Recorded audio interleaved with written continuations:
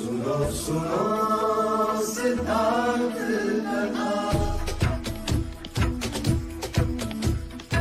सत्य कथा, पुरुषार्थ कथा। सुनो सुनो सिद्धार्थ कथा। चढ़ते सूरज सा तेजवान वो कीर्तिमान, हुंकार भरे जब कूच करे, थर थर कांपे आसमान। वो राजपुत्र वो शूरवीर, पर्वत को भेद दे उसके तीर। शांति का स्रोत करुणा की धार, निर्झर झरे मन से अपार। वो राजपुत्र वो शूरवीर, पर्वत को भेद दे उसके तीर। है शाक्य वंश का वो तारा, जगमग है जिससे जग सारा। सत्य कथा, पुरुषार्थ कथा। सुनो सुनो सिद्धार्थ कथा।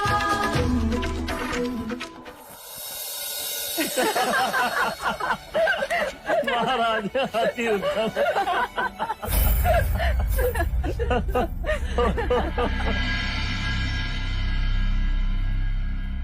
आज अचानक आसमान बदल गया, पलक झपकते ही देखो कैसे बादल घेरा है।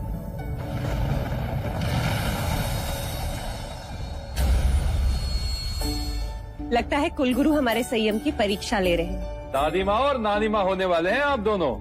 परीक्षा तो होगी नहीं।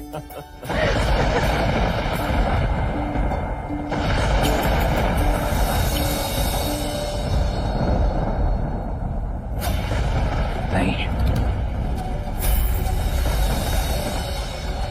क्या हुआ कुलगुरु?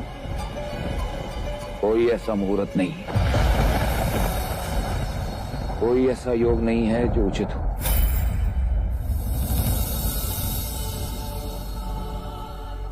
पर दिन तो तय करना ही होगा। विवाह टल सकता है किंतु गोद भराई की तिथि तो नहीं टल सकती। पूर्णिमा का दिन कैसा रहेगा? मैं ये नहीं कहूंगा कि ये मुहूर्त उचित है, किंतु आपके आग्रह के कारण केवल इतना कह सकता हूं कि पूर्णिमा का दिन अच्छा माना जाता है। तो तय रहा पूर्णिमा के दिन यशोधरा की गोद भराई को। बधाई हो महाराज। बधाई हो दादी माँ, बधाई हो बधाई हो महाराज। बधाई हो, बधाई हो मंगला जी। छोटे राजा, मैं आपका कुछ समय चाहूंगा, क्या मेरे साथ आ सकते हैं? अवश्य कुलगुरु। वस्त्र आभूषण ये सब दोनों को बताना भी तो है। हाँ, चलो ये शुभ समाचार सिद्धार्थ और यशोधरा को देते हैं। अरे कुलगुरु अपनी दक्षिणा तो यहीं भूल गए, मैं दे आती।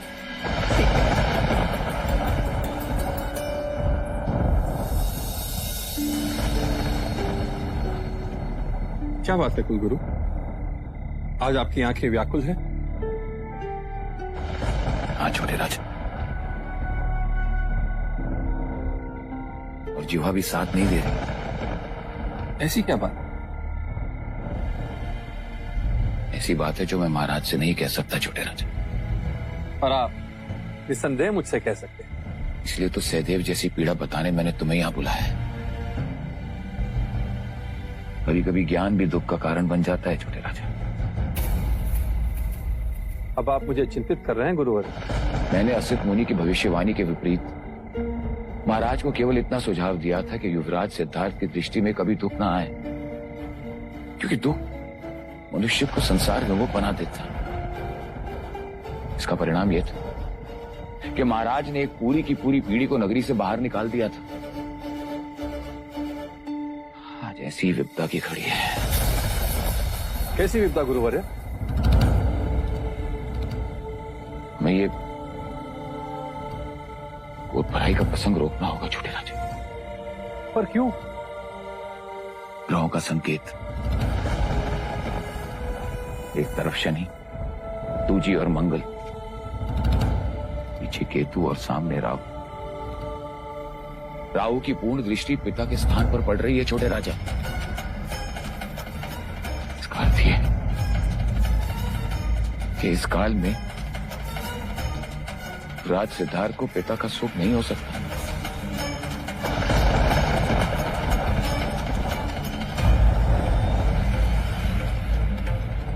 ये आप क्या कह रहे हैं गुरुवर्य?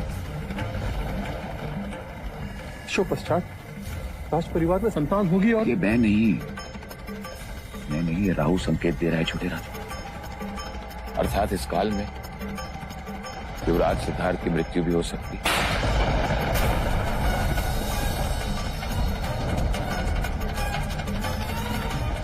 आप महादेवी,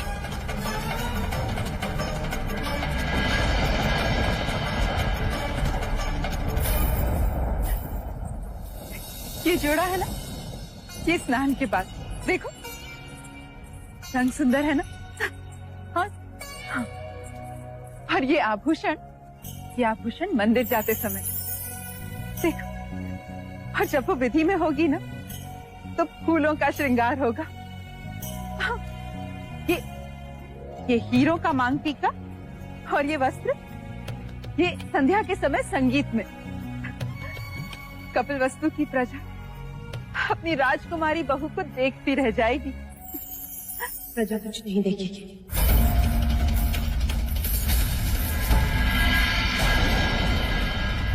कोई संगीत नहीं होगा।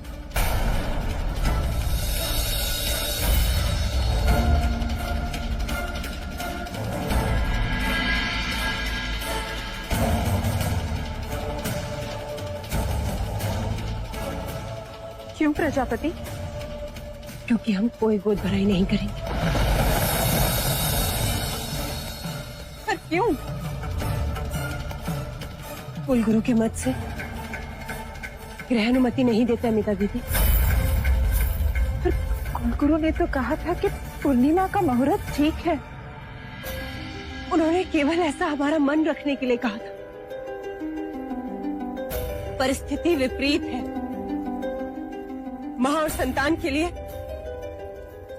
ये योग भारी है।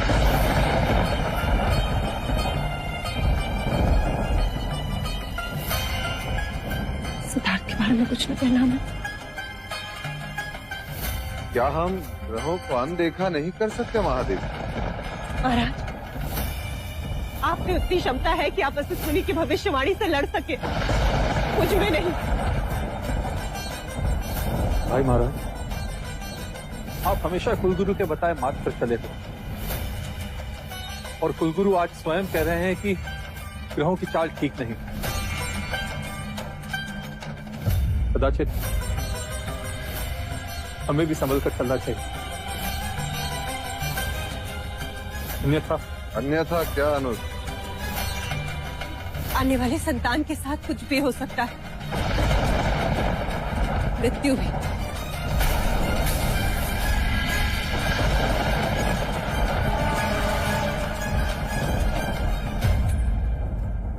फिर तो हमें गोद भराई नहीं करनी चाहिए भैया।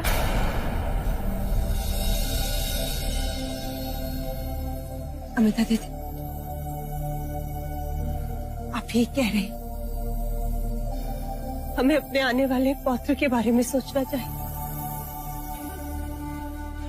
हमें गोद भराई नहीं, ग्रह शांति की विधि करनी चाहिए। ग्रह शांति? विशेष रूप से राहु की, उसकी दृष्टि हानिकारक है। तो उसके लिए हमें क्या उपाय करना होगा? हमें कुछ नहीं करना होगा महाराज, ये शोधरा को करना होगा। उसे काले वस्त्र त्यागने होंगे, उसे काला अन्न त्यागना होगा। जब तक वो प्रसूता नहीं होती तब तक उसे रोज सूर्योदय से पहले स्नान कर खुले पांव तालाब के किनारे जाकर राहु जाप करना होगा। ओम राहवे नमः, ओम राहवे नमः, ओम राहवे नमः,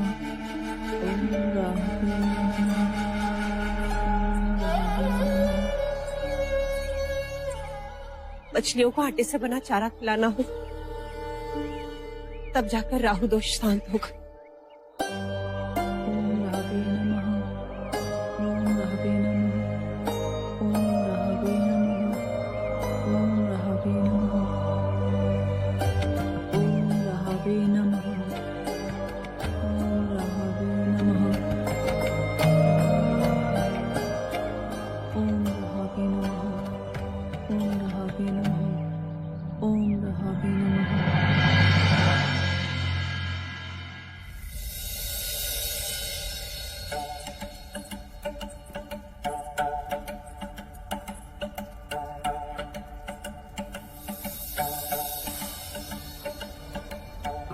चाहे आप कुछ भी कह लो अनिता दीदी, पर मुझे यशोधरा को लेकर बड़ी चिंता हो रही है।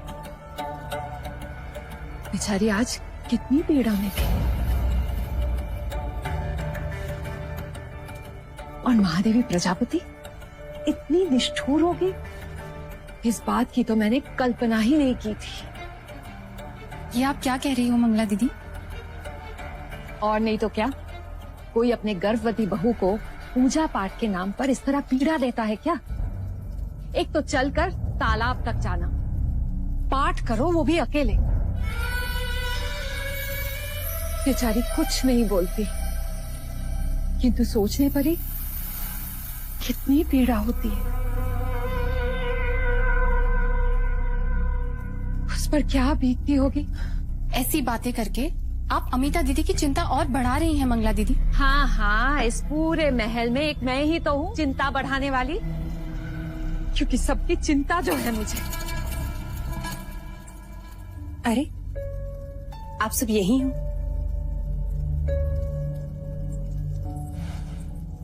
आप ही की प्रतीक्षा कर रहे थे महादेवी। यशोधरा, आ रही। प्रजा, तुम्हें नहीं लगता कि आजकल गोपा कुछ अधिक ही श्रम कर रही है? अमिता दीदी, आपको ऐसा क्यों लगता है? आयुर्वेद कहता है गर्भवती जितना श्रम करे उतना लाभदायक है। आज प्रातः उससे उधर पीड़ा हो रही थी और पैर में भी। बताया उसने, किंतु अब वो स्वस्थ है। महादेवी, ये पूजा कई दिनों से चल रही है। यदि यशोधरा के स्थान पर हम में से कोई कर ले तो? नहीं विभावरी, जीवित रहने के लिए सांसें स्वयं लेनी होती हैं। अपने पुत्र की मंगल कामना के लिए उसे ये व्रत स्वयं पूर्ण करना होगा। प्रजा, लगता है तुम गोपा की माँ बनते बनते उसकी सास बन गई। अमिता दीदी, ये आप क्या माँ,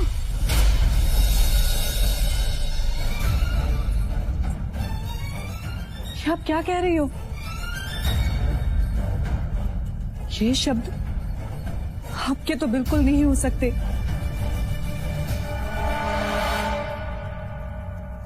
मेरे लिए इस माँ के कहे शब्द किसी भी श्लोक से कम नहीं। मैं आंखें बंद कर वही करूंगी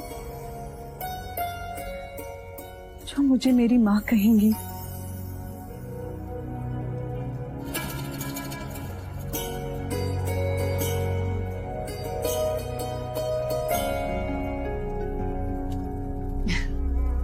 सास बहू में प्रेम हो तो ऐसा।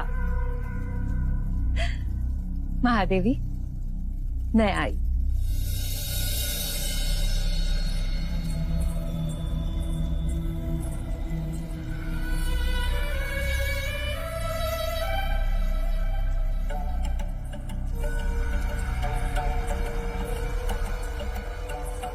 सिद्धार्थ, यहाँ अकेले क्यों बैठे हो? प्रणाम काकी। इतने दिनों के बाद आपकी जीवा से अपना नाम सुनकर अच्छा लगा। ज्येष्ठ भी मुझसे बात नहीं करते, मुझे ही दोषी समझते। क्षणिक आवेश मनभेद बढ़ा देता है पुत्र, पर जिस घर में यशो जैसी बहू हो वह मनभेद कैसे रह सकता है? पर तुम उदास क्यों हो? मेरे प्रश्न मुझे खुश नहीं रहने देते काकी माँ। प्रश्न का उभरना तो खुशी की बात है, परंतु उत्तर का नाम ही पीड़ा का कारण। उत्तर के लिए तुम्हें ज्ञानी पंडितों से और सन्यासियों से विचार विमर्श करना चाहिए पुत्र। पर ऐसे मनुष्य है कहाँ जो मेरे ज्ञान की पिपासा को? एक नहीं, अनेक है। तुम मिलना चाहोगे? अवश्य काकी माँ।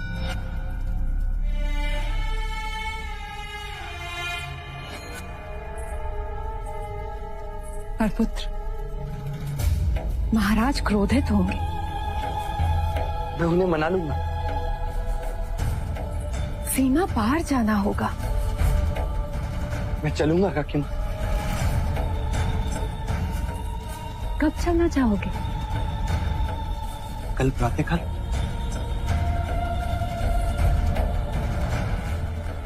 सिद्धार्थ, ये बात हम दोनों के बीच ही सीमित रहे। जी काकी माँ।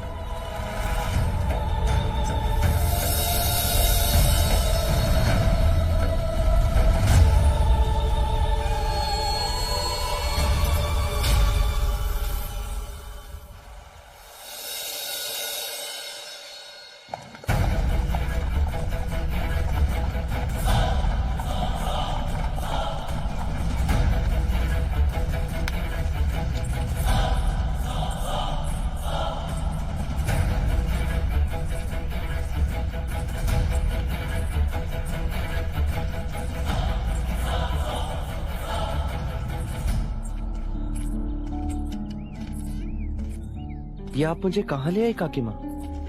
यही ठहरे हुए हैं जिनसे मिलवाने में तुम्हें यहाँ लाई हूँ। पर ये तो शूद्रों की बस्ती है तो वो यही रहते हैं, बस यही खोट है। ये क्या कर रही हैं आप? अच्छा हाँ, भीतर जाने से पहले तुम्हें भी इन आभूषणों को उतारना होगा युवराज।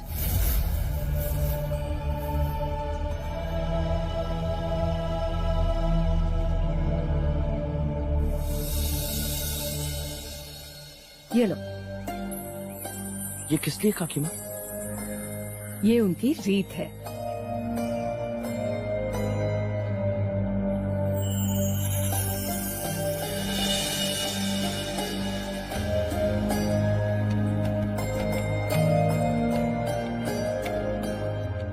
प्रणाम गुरुवर। प्रणाम। आओ, भोजन का समय हो गया। भोजन करोगे? जी नहीं। और तुम? मैं पेट भरने नहीं, मन भरने आया हूँ।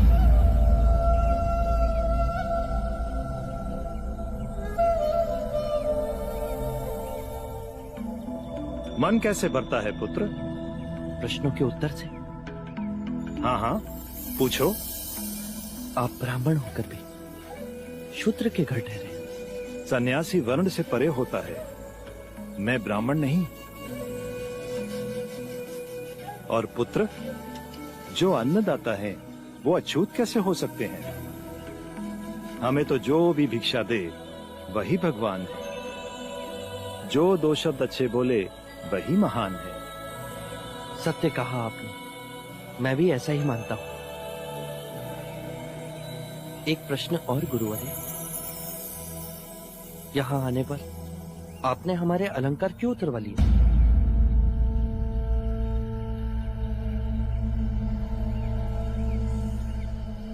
क्योंकि जहाँ सादगी है, ज्ञान वहीं जन्म लेता है। अन्यथा कीमती वस्त्र और आभूषण अभिमान के चिन्ह है। और ये भगवे वस्त्र क्यों? ये क्रांति के प्रतीक हैं। और ज्ञान का अर्थ है समझ में क्रांति।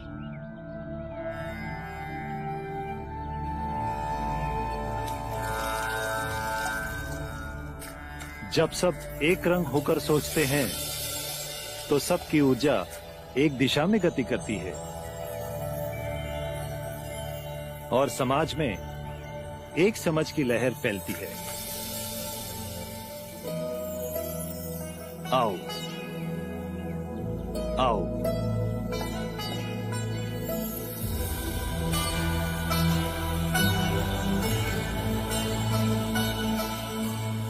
आ आ आ आ आ मनुष्य का व्यक्तित्व ऐसा होना चाहिए कि केवल मनुष्य ही नहीं परंतु प्राणी भी उससे ना डरे। आ आ आ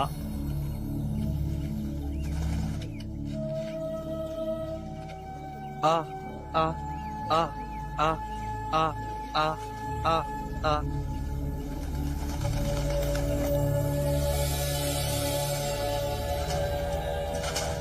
इस युवक की आत्मा पवित्र है।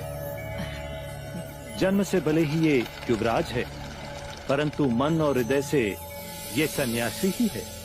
आपने तो मेरे मन की बात कह दी। वर्षों बाद मैंने ऐसी बात सुनी।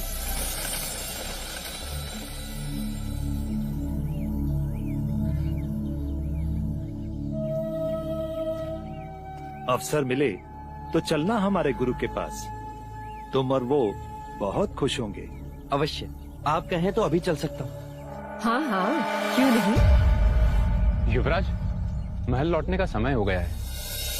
देवी यशोधरा आपकी प्रतीक्षा कर रही हूँ। अब आप प्रस्थान करें युवराज। कोई भी आपकी प्रतीक्षा करे ये उचित नहीं। अपना उत्तरदायित्व पूरा करो, फिर चलना हमारे गुरु के पास। गुरुवर्य, क्या नाम है आपके गुरुवर्य का? ऋषि भार्गव। अच्छा, फिर मिलेंगे। प्रणाम। कल्याण हो, कल्याण हो।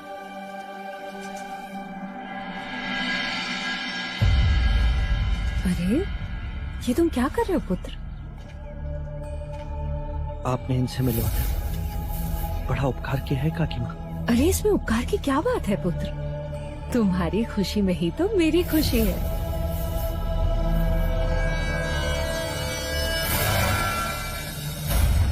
क्योंकि सन्यासी तुम बनोगे और खुश मैं होंगी।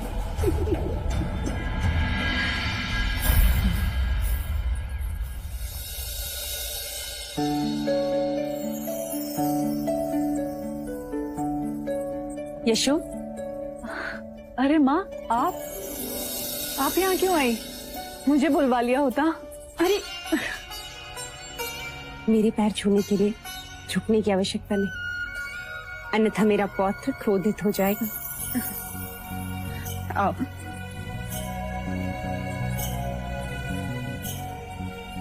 बैठो।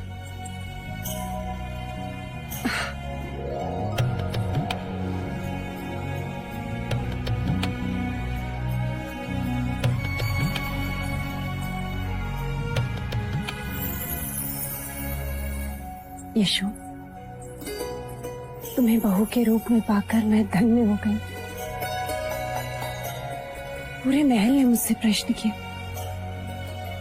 कि गोद भराई की रीति क्यों नहीं की, किंतु तुमने एक बार भी नहीं पूछा, ना किसी बात का विरोध किया। क्यों? माँ, यदि बात बताने की होती तो आप हमसे छुपाती ही क्यों? मैं जानती हूँ कि आपकी हर सांस हमारी मंगल कामना है। फिर प्रश्न कर आपको धर्म संकट में क्यों डालूं? तुम्हें पीड़ा हो रही होगी ना, कभी कभी क्रोध भी आता होगा।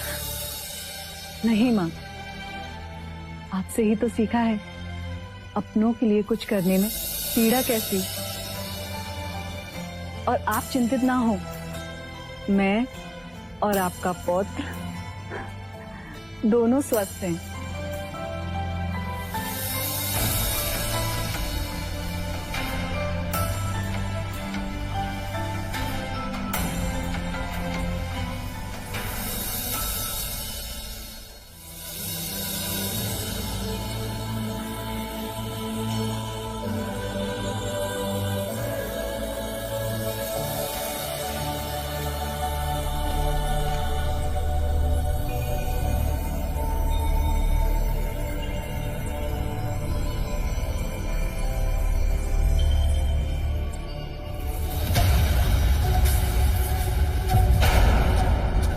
गोपा,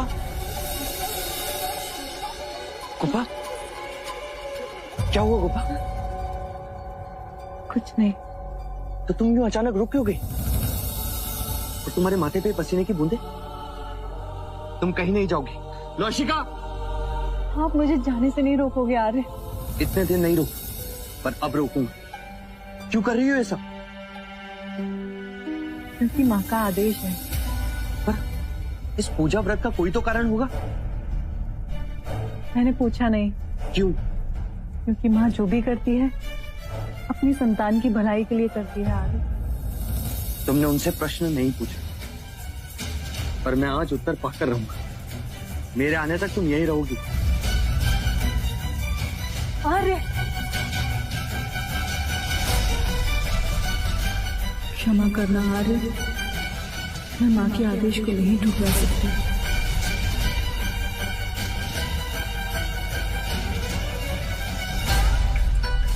माँ, क्यों करवा रही हैं आप गोपा से ये सब व्रत? क्या हुआ गोपा को? अब तक तो कुछ नहीं हुआ। यदि वो रोज तालाब पर यूं ही जाती रही तो अवश्य पछतावा होगा। सिद्धार्थ, अशुभ नहीं बोलता। शुभ कार्य की बात भी तो नहीं कर रही है। क्या करवा रही है गोपा से? उत्तर दो। ओम राहवे नमः, ओम राहवे नमः, ओम राहवे नमः, ओम राहवे नमः, ओम राहवे नमः, ओम राहवे नमः, ओम राहवे नमः, ओम राहवे नमः, ओम राहवे नमः, ओम राहवे नमः।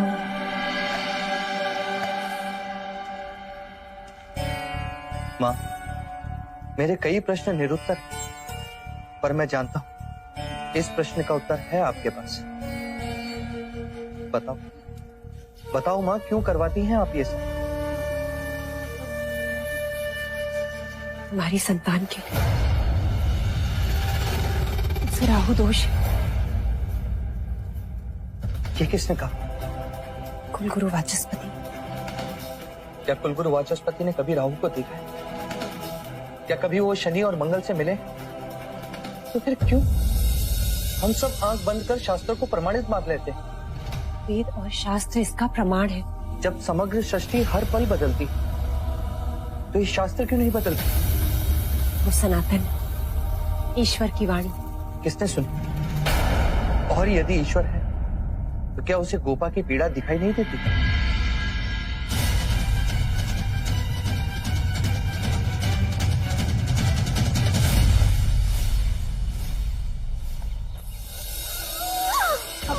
कपड़ा ला।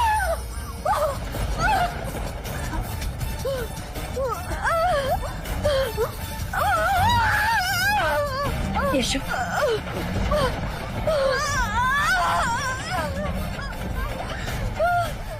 पानी, गर्म पानी।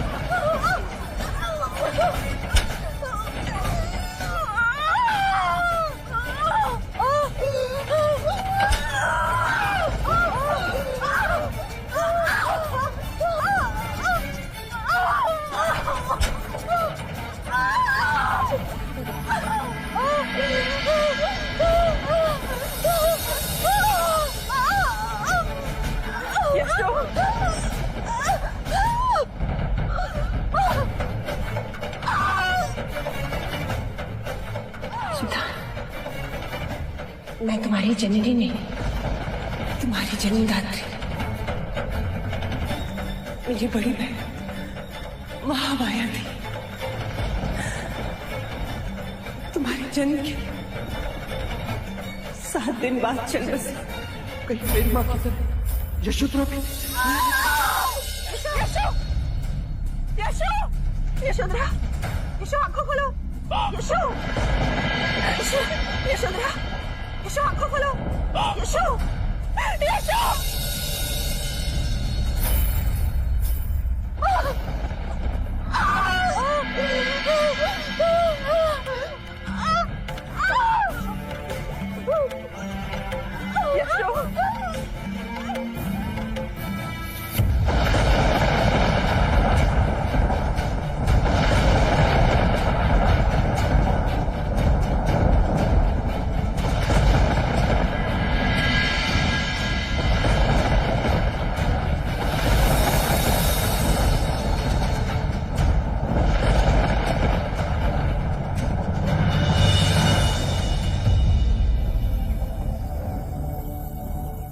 मुझे जन्म देते समय पीड़ा तो आपने भी सही होगी।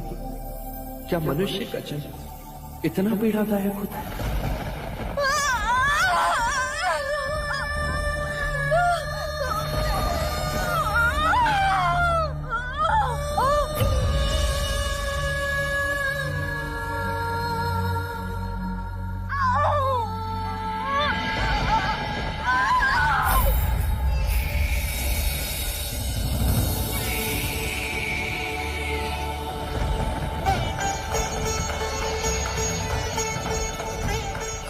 महादेवी बधाई हो, पुत्र जन्मा है।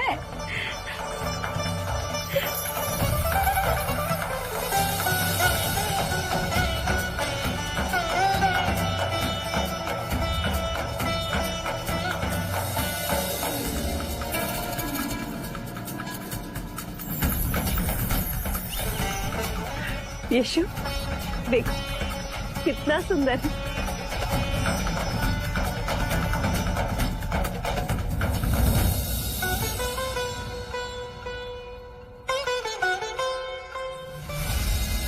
बधाई हो महाराज, पुत्र जन्मा है, पुत्र।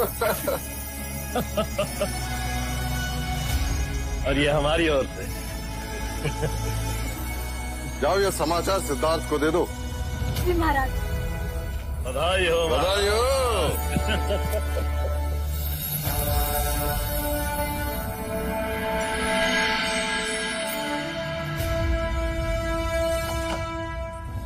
बधाई हो देवी। बधाई हो दादी माँ। बधाई हो प्रजापति। महाराज, अब अपनी मूछ दाढ़ी संभाल के रखिएगा, खींचने वाला आ गया है।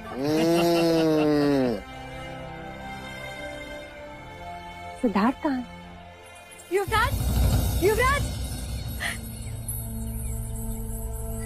युवराज, युवराज,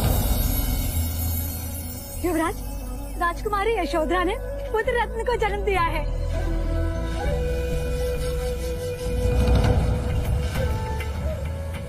गोपा कैसी?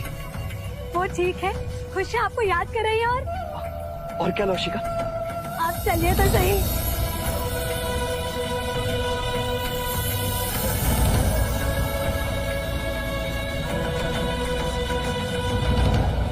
बधाई हो माँ।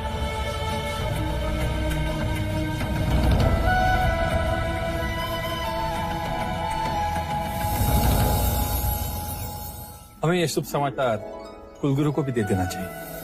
हाँ, मैं स्वयं जाकर उन्हें ये शुभ समाचार दूंगी और खूब सारी बधाइयाँ लूंगी।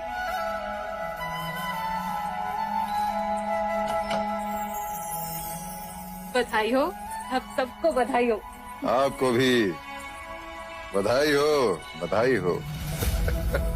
अनुज, महोत्सव का प्रबंध करो, गगन ढोल बजवाओ, तेरे पौत्र जन्म की घोषणा सारे कपिल वस्तु में कर दो।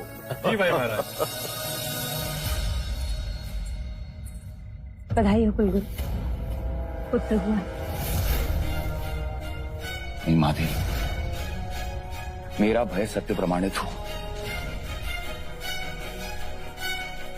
प्रत्यक्ष कहने को तो सूर्योदय हुआ है, परंतु परोक्ष किरण सूर्य राहु से ग्रसित है। काल सर्प योग है। राहु की विनाशक दृष्टि, पिता और पुत्र के बीच में शनि की उपस्थिति, समय ठीक नहीं है माधे। जब तक हम राहु को शांत करने की पूजा विधि संपन्न नहीं करते, हमें युवराज सिद्धार्थ को उसकी संतान का मुख देखने से रोकना होगा।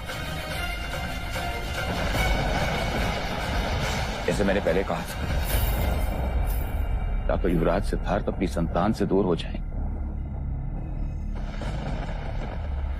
या उनकी मृत्यु हो जाएगी। नहीं कुलगुरु, माधे, ग्रहों की स्थिति हम बदल नहीं सकते, किंतु उनका प्रभाव कम करने का प्रयत्न अवश्य कर सकते हैं। आप जैसा कहेंगे मैं वैसा करूं। कल तक जो पूजा यशोधरा अपनी संतान के लिए कर रही थी, वही पूजा आपको करनी होगी। मुझे आज्ञा दीजिए माता, मुझे ये पूजा इसी क्षण आरंभ करनी होगी। इससे पिता और पुत्र वही सुरक्षित है।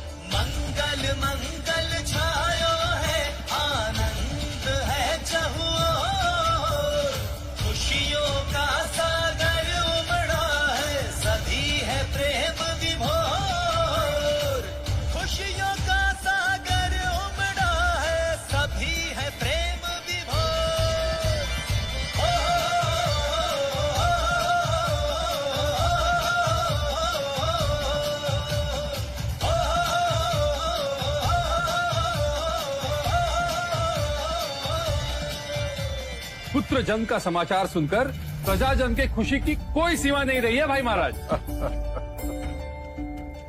लो, युवराज भी आ गए। आइए आइए पिताश्री, आइए।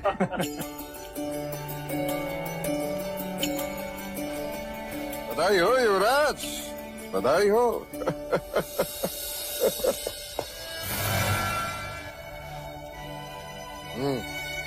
अरे युवराज, उतावले ना बनो, थोड़ा धीर करो। मैं कब देखूंगा उसे मंगला काकी? पूरे 40 दिनों के पश्चात। 40 दिन पश्चात? मैं तो 4 क्षण भी नहीं रुक सकता। परंतु यही प्रथा है। मैं ऐसी कोई प्रथा नहीं मानता। शास्त्र कहते हैं। मैंने नहीं सुना। पढ़ा तो होगा। मान लो भूल गया। अरे ये भी कोई बात हुई? माँ, गोपा, माँ। महादेवी ये शुभ समाचार कुलगुरु को सुनाने गई हैं।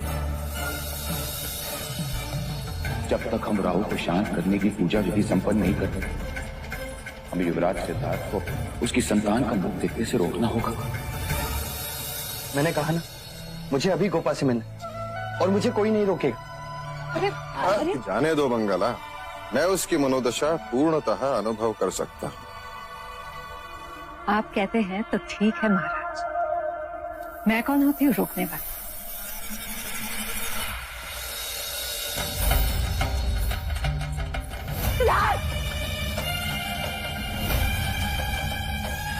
संतान के भाग्य में पिता का सुख नहीं, अर्थात या तो युवराज सिद्धार्थ अपनी संतान से दूर हो जाए, युवराज सिद्धार्थ की मृत्यु हो जाएगी।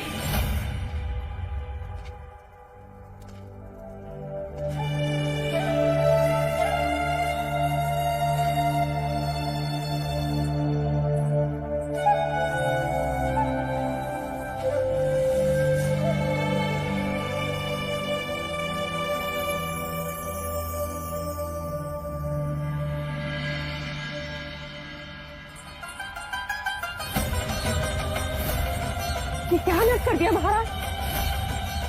सिद्धार्थ को भीतर क्यों जाने दिया? 40 दिन की परंपरा तो निभानी ही थी ना। भाभी तुम तो औरत हो ना, तुमने क्यों नहीं रोका? राशिका, राशिका, तुमसे कहा था मैंने। मंगला दीदी, आपने भी नहीं रोका। कुछ अनर्थ होगा तो? महादेवी, महादेवी, आप कारण चिंता करें। स्मरण की, मैंने भी सिद्धार्थ की तरह हट किया था। मैं तो कपिल वस्तु से लुम्बिनी वन तक गया था। मैंने भी हट करके, शास्त्रों का विरोध करके माया का चेहरा देखा था। फिर क्या हुआ था महाराज? माया दीदी हमारे बीच नहीं रहे।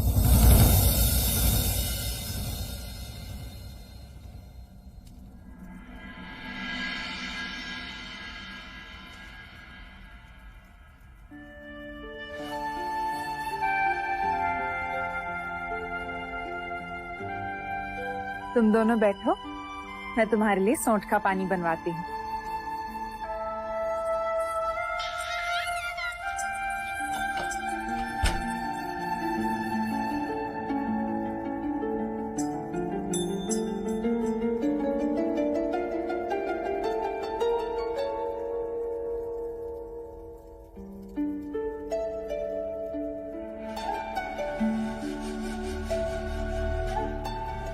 मैं जितनी पीड़ा सही को उतनी पीड़ा तो मैं देख भी नहीं सकता। इसीलिए तो स्त्री को शक्ति का रूप कहा गया है। पीड़ा ही नवजीवन को जन्म देती है। देखो,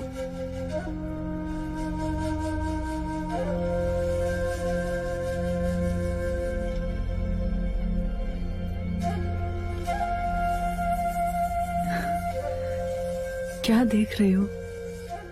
इसकी आंखें बांध लेती हैं।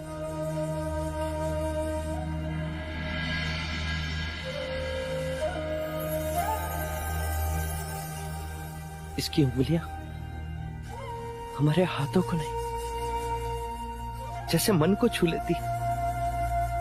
और इसका चेहरा हर दुख को, हर पीड़ा को जैसे छीन लेता है। चलो अच्छा है, कोई तो ऐसा आया जिसने आपसे आपके प्रश्नों को छीन लिया। कोपा, हम इतने निर्दोष क्यों नहीं लगते? फिर प्रश्न? पता नहीं, पर आज मन आनंद से भर गया है। कहता है बस इसे निहारते ही रहो। हृदय कहता है कि ये राहुल है कोपा। राहुल? बड़ा अच्छा नाम है यार। राहुल का अर्थ ही होता है पीड़ा हर लेने वाला, दुखों पर विजय पाने वाला, सभी बंधनों से परे। राहुल, सत्य कथा, पुरुषार्थ कथा, सुनो सुनो सिद्धार्थ